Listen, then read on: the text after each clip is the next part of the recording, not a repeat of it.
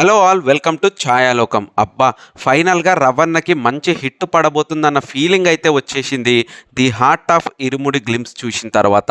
నాకైతే ఈ గ్లిమ్స్ చాలా ప్లజెంట్గా నీట్గా అనిపించింది భయ్య. రవణ కెరియర్లో ఎన్నో మాస్ ఓరియంటెడ్ కామెడీ సినిమాలు ఉన్నా కూడా మంచి ఫీల్ గుడ్ స్టోరీస్ చేయడంలో కూడా రవణకి సాటే లేదు. ఇట్లు శ్రావణి సుబ్రహ్మణ్యం, అవును వాళ్ళిద్దరు ఇష్టపడ్డారు, నా ఆటోగ్రాఫ్ లాంటి క్లాసికల్ మూవీస్ కి కూడా రవణ తనదైన స్టైల్లో మంచి పర్ఫార్మెన్స్ చూపించి ఆ క్యారెక్టర్స్ ని మనకు గుర్తుండిపోయేలా చేశాడు. ఇప్పుడు ఈ ఇరుముడి సినిమా చూస్తుంటే కూడా అలాంటి క్లాసికల్ ఫిలిమే అవ్వబోతుందని నాకు అనిపిస్తుంది. హానెస్ట్ గా చెప్పాలంటే పెద్దగా హిడెన్ డీటెయిల్స్ ఉండే సబ్జెక్ట్ ఏమీ కాదు ఇరుముడి అని నాకు అనిపించింది. ఒక చిన్న విలేజ్ లో తండ్రి కూతురు ఎమోషనల్ జర్నీ ఈ సినిమాలో కనిపిస్తుంది అనిపించింది. తన కూతురు ఆలన పాలన అన్ని కూడా తానే అయి చూసుకుంటున్న ఒక తండ్రి మద్యానికి కొద్దిగా బానిసై ఉండడం, ఆ మద్యం మత్తులో ఏవైనా పొరపాట్లు చేయడం వల్ల తనకేదన్నా జరగరాంది జరిగితే ఆ తర్వాత తన కూతురు పరిస్థితి ఏంటి అని రియలైజ్ అయిన ఓ తండ్రి అయ్యప్ప స్వామి దీక్షని తీసుకొని తనలోని బలహీనతని ఎలా అధిగమించాడనేదే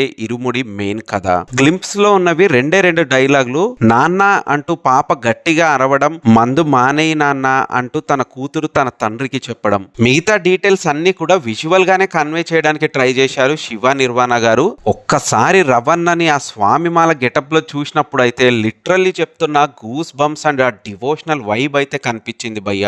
హానెస్ట్ గా అయ్యప్ప స్వామి దీక్ష తీసుకునే చాలా మందిలో ఈ మద్యం మానేయడం కూడా ఒక బలమైన రీజన్ అవుతుంది. అది సినిమాలో చూసినప్పుడు ఆడియన్స్ కి చాలా రియలిస్టిక్ గా కనెక్ట్ అవుతుందన్న ఫీలింగ్ అయితే నాకు వచ్చింది. ఇక ఫైనల్ షాట్ లో రవణ తను మాత్రమే కాకుండా తన కూతురికి కూడా ఇరుముడిని ఎత్తుతున్నాడు. మరి అక్కడి నుంచి జర్నీ ఎలా మారుతుందో, తన కూతురు కూడా స్వామి దీక్ష తీసుకోవడానికి కారణం ఏమై ఉండొచ్చు అన్న క్వశ్చన్ మార్క్, క్యూరియాస్ అయితే జనరేట్ అయింది. ఫైనల్ గా టెక్నికల్ గా కూడా ఈ ఇరుముడి నాకైతే చాలా బాగా అనిపించింది భయ్య. జీవి ప్రకాష్ ఇచ్చిన బీజిఎం అయితే ఎక్సలెంట్ గా వర్కౌట్ అయింది. సినిమాటోగ్రఫీ కూడా సూపర్ గా అనిపించింది.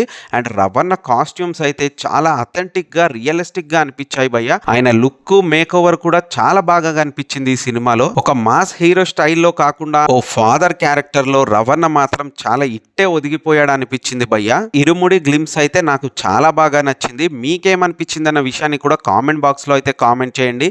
ఇలాంటి మరిన్ని ఇంట్రెస్టింగ్ వీడియోస్ కోసం మన ఛానల్ని ఫాలో అవుతూ ఉండడం మర్చిపోవద్దు. Signing off.